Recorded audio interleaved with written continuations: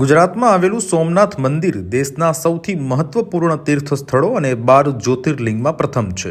સોમનાથ પર ઈસવીસન 1026માં થયેલા પહેલા આક્રમણના આ વર્ષે એટલે કે 2026માં 1000 વર્ષ પૂરા થઈ ગયા છે. વડાપ્રધાન નરેન્દ્ર મોદી આગામી 10 જાન્યુઆરીએ ગુજરાતની મુલાકાતે આવી રહ્યા છે. આ વખતે પીએમ મોદી સોમનાથ મંદિરના દર્શન કરીને સભાને સંબોધન કરશે. વડાપ્રધાનની સોમનાથ મુલાકાતને લઈને તંત્ર દ્વારા તડામાર તૈયારીઓ કરવામાં આવી રહી છે. આ સાથે જ પીએમ મોદીની સોમનાથ મંદિર ખાતેની મુલાકાતને અનેક જાણીતા ચહેરાઓએ આવકારી છે અને પોતાના વિચારો વ્યક્ત કર્યા છે. પ્રખર રામાયણી અને કથાકાર મોરારી બાપુએ પણ કહ્યું કે આસ્થા અને અતૂટ વિશ્વાસના પ્રતીક સોમનાથ મંદિરના 1000 વર્ષ પૂર્ણ થયા તે સનાતન ધર્મની શાશ્વતતા, અમરતા અને અખંડતાને દર્શાવે છે.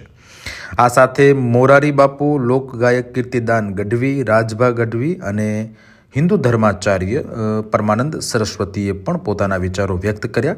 શું કહ્યું દરેક લોકોએ તે પણ સાંભળો. सभी को मेरा प्रणाम. जय सियाराम, जय सोमनाथ. सौराष्ट्रे सोमनाथंच. हमारे 12 ज्योतिर्लिंग में गुजरात सौराष्ट्र स्थित भगवान सोमनाथ का प्रथम स्थान है. 1000 साल पहले शिवलिंग पर हमला करके उसको प्रहार करके उसको तोड़ा गया. एक साधु के नाते मुझे इतना ही कहना है कि मूर्त तोड़ी गई, सूरत नहीं तोड़ पाए. सूरत अभी भी 1000 साल के बाद भी इतनी ही अखंड, शाश्वत, अक्षुण्ण है. ऐसे भगवान सोमनाथ की ऐतिहासिक घटना जो इसको 1000 साल पूरी हो रही.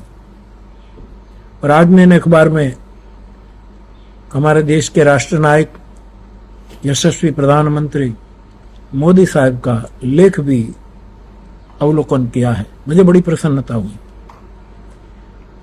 हम राष्ट्र के सभी नागरिकों का कर्तव्य है कि इस अवसर को सब जाने और दुनिया को भी जनाएं कि भगवान शिव विश्व कल्याण का काम करते हैं. शिव का अर्थ ही कल्याण होता है और पूरे भारत की और सबकी आस्था का केंद्र है. तो इस मौके पर मैं भी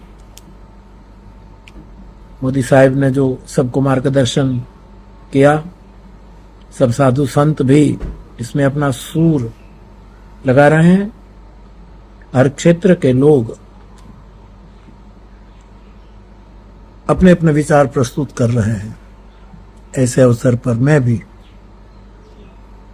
इस अवसर पर भगवान सोमनाथ को प्रणाम करते हुए सनातन धर्म की शाश्वतता, अमरता, अखंडता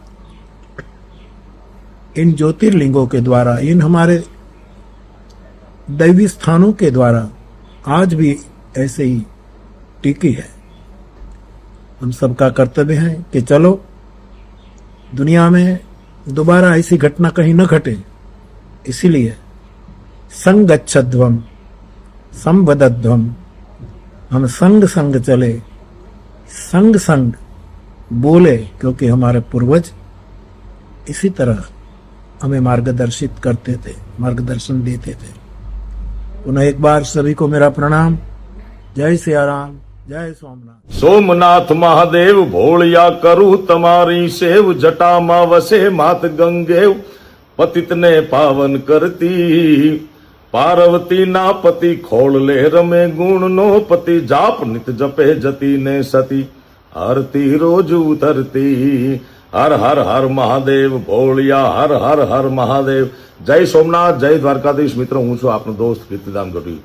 ભારતના માનનીય પ્રધાનમંત્રી શ્રી નરેન્દ્ર મોદીજીના દૂરદર્શી નેતૃત્વ હેઠળ સોમનાથ સ્વાભિમાન પર્વનું ઐતિહાસિક આયોજન થવા જઈ રહ્યું છે. 1000 વર્ષ પહેલા થયેલા આક્રમણ છતાં આજે સોમનાથનું ભવ્ય સ્વરૂપ પ્રધાનમંત્રીજીના સાંસ્કૃતિક પુનરુત્થાનના સંકલ્પનું જીવંત પ્રતીક છે. 1026ના વિધ્વંસથી લઈને 2026ના વૈભવ સુધી સોમનાથ ભારતના આત્મબળનું પ્રતીક છે. પ્રધાનમંત્રી શ્રી નરેન્દ્ર મોદીજીના ગૌરવસભર ઉપસ્થિતિમાં આયોજિત થતો સોમનાથ સ્વાભિમાન પર્વ સનાતન સંસ્કૃતિની અજય શક્તિનો વૈશ્વિક ઘોષ કરશે. વિરાસત પણ વિકાસ પણ પ્રધાનમંત્રીજી નરેન્દ્ર મોદીજીના આ મંત્રને સાર્થક બનાવતો સોમનાથ સ્વાભિમાન પર્વ આયોજિત કરવામાં આવી રહ્યો છે. 1000 વર્ષના ઇતિહાસના સાક્ષી એવા આ પાવન સ્થળ પરથી પ્રધાનમંત્રીજી વિકસિત ભારત અને સશક્ત સનાતન ચેતનાનો નવો માર્ગ પ્રશસ્ત કરશે. આદરણીય પ્રધાનમંત્રી નરેન્દ્ર મોદીજીનો સોમનાથ સાથે ઊંડો અને આધ્યાત્મિક સંબંધ રહ્યો છે. તેમની પ્રેરણાથી આયોજિત સોમનાથ સ્વાભિમાન પર્વ 1000 વર્ષના સંઘર્ષો બાદ ભારતની ગૌરવની પુનઃસ્થાપનાનો મહાપર્વ છે. આવો આ ઐતિહાસિક આયોજનનો ભાગ બનીએ. જય સોમનાથ. નમો વાજ ભૂતાય થાનમ ભયાનમ જટામાહી ગંગા જલકે પ્રિયાનમ ત્રયમ નેત્ર જ્વાલા જલમ ચંદ બાલમ વિષમ કંઠમાલા ગલે રૂંઢમાલમ મિટે સંકટમ વાટ ઘાટમ વિઘટમ રટે નામ તો કોટી કાટે કસટમ ગીરા ગોરિંગર ધાંગ સોમનાથ વસ્તે નમસ્તે નમસ્તે નમસ્તે નમસ્તે. નમસ્કાર મિત્રો, હું રાજભા ગઢવી એક અદ્ભુત હરખ અને ઉમળકાની અદ્ભુત વાત, સનાતનની ભારતની એક સભ્યતાની અદ્ભુત વાત લઈને આવ્યો છું. કારણ કે ભારતના માનનીય વડાપ્રધાન શ્રી આપણા નરેન્દ્રભાઈ મોદી સાહેબના નેતૃત્વ, દૂરદર્શી નેતૃત્વ હેઠળ ખાસ કરીને સોમનાથ સ્વાભિમાન પર્વનું અદ્ભુત આયોજન થવા જઈ રહ્યું છે. સોમનાથ સ્વાભિમાન પર્વ 1000 વર્ષ પહેલા થયેલા આક્રમણ છતાં આજે સોમનાથનું ભવ્ય સ્વરૂપ પ્રધાનમંત્રી શ્રીના સાંસ્કૃતિક પુનર્સ્થાપનનું સંકલ્પનું જીવંત પ્રતીક છે. 1026ના વિધ્વંસથી લઈને 2026નો વૈભવ સુધીના સોમનાથ ભારતના આત્મબળનું પ્રતીક છે. પ્રધાનમંત્રી શ્રી મોદી સાહેબના ગૌરવસભર ઉપસ્થિતિમાં આયોજિત થતો સોમનાથ સ્વાભિમાન પર્વ સનાતન સંસ્કૃતિની અજય શક્તિનો એક વૈશ્વિક ઘોષ કરશે. વિરાસત પણ વિકાસ પણ પ્રધાનમંત્રી શ્રી નરેન્દ્રભાઈ મોદી સાહેબના આ મંત્રને સાર્થક બનાવતો સોમનાથ સ્વાભિમાન પર્વ આયોજિત કરવામાં આવી રહ્યો છે. 1000 વર્ષના ઇતિહાસના સાક્ષી એવા પાવન સ્થળ પરથી પ્રધાનમંત્રી શ્રી વિકસિત ભારત અને સશક્ત સનાતન ચેતનાનો નવો માર્ગ પ્રસ્થાન કરશે. મિત્રો, આદરણીય પ્રધાનમંત્રી શ્રી મોદી સાહેબનો સોમનાથ સાથેનો ઊંડો અને આધ્યાત્મિક સંબંધ રહ્યો છે. તેમની પ્રેરણાથી આયોજિત સોમનાથ સ્વાભિમાન પર્વ 1000 વર્ષના સંઘર્ષો બાદ ભારતની ગૌરવની પુનઃસ્થાપનાનો મહાપર્વ છે. જેટલી વાર ભારતના સભ્યતા અને સંસ્કૃતિને, ભારતની આન બાન અને શાનને તોડવાની વિધર્મીઓએ કોશિશ કરી, એટલો ભારત અડીખમ કર્મઠ ઉભો રહ્યો, કાયમના માટે જગતને સંદેશો આપતો રહ્યો અને કહેતો રહ્યો, જીવન આને કહેવાય, ધર્મ આને કહેવાય અને એક આધ્યાત્મિક આનતા આને કહેવાય. તો એવા અદ્ભુત આ પર્વમાં પ્રધાનમંત્રી શ્રીને દાદો સોમનાથ લાંબુ આયુષ આપે અને આવા અદ્ભુત કાર્યો દેશ માટે, રાષ્ટ્ર માટે કરતા રહીએ. અને આ સોમનાથના અદ્ભુત પર્વમાં, આ ધર્મના શ્રદ્ધા ભાવનાના પર્વમાં આપણે બધાય સાક્ષી બનીએ. જય હિન્દ, જય માતાજી, જય દાદા સોમનાથ. ભારત એ માત્ર ભૌગોલિક ક્ષેત્રફળવાળું રાષ્ટ્ર નથી, એક જીવંત રાષ્ટ્ર છે. ભારત માતા છે. માતાના પ્રાણ એ હિન્દુ ધર્મ છે અને એનું શરીર એ આપણી દિવ્ય સનાતન સંસ્કૃતિ છે. આ અવિચ્છિન્ન સનાતન પ્રાણ અને શરીરને છિન્ન ભિન્ન કરવા, નાશ કરવા માટે અનાદિકાળથી એ પ્રયત્નો થયા છે. આપણે મહાભારતમાં, રામાયણમાં, પુરાણોમાં કથાઓ વાંચીએ છીએ. તેમ છતાં પણ ભારત માતાએ એવા સંતાનોને જન્મ આપ્યા છે કે જે છિન્ન ભિન્ન થયેલા આપણા સંસ્કૃતિના સીમાચિહ્નો, જેને વ્રણ પામેલા પ્રાણને પુનઃ બેઠા કરવા, સ્વસ્થ કરવા માટે નિરંતર પ્રયત્નશીલ રહ્યા અને કાળક્રમે એવા વિરલ સંતાનોને જન્મ આપ્યો કે જેમણે પ્રાણ અને શરીરને પુનઃ સુસ્વાસ્થ્ય ભર્યું અને સબળ બનાવી દીધું. છેલ્લી સહસ્ત્રાબ્દીમાં આવો એક પ્રયત્ન આપણી સામે છે. સોમનાથ મંદિર ઉપર થયેલા આક્રમણો, ગજનીએ સંસ્કૃતિ અને ધર્મનો નાશ કરવા માટે અનેક આક્રમણો કરીને લૂંટ્યું. એ ગાથાની સામે ભારત માતાના સંતાનો ઝઝૂમી રહ્યા અને છેવટે આટલા અનેક બલિદાન અને પ્રયત્નો પછી આજથી 75 વર્ષ પહેલા પુનઃ સોમનાથ મંદિરને પુનઃ પ્રાણ પ્રતિષ્ઠા થઈ. આદરણીય સરદાર વલ્લભભાઈના નેતૃત્વમાં એ આખો પ્રકલ્પ શરૂ થયો અને ફરી સોમનાથ આપણી સામે એની દિવ્યતા સાથે ઊભું છે.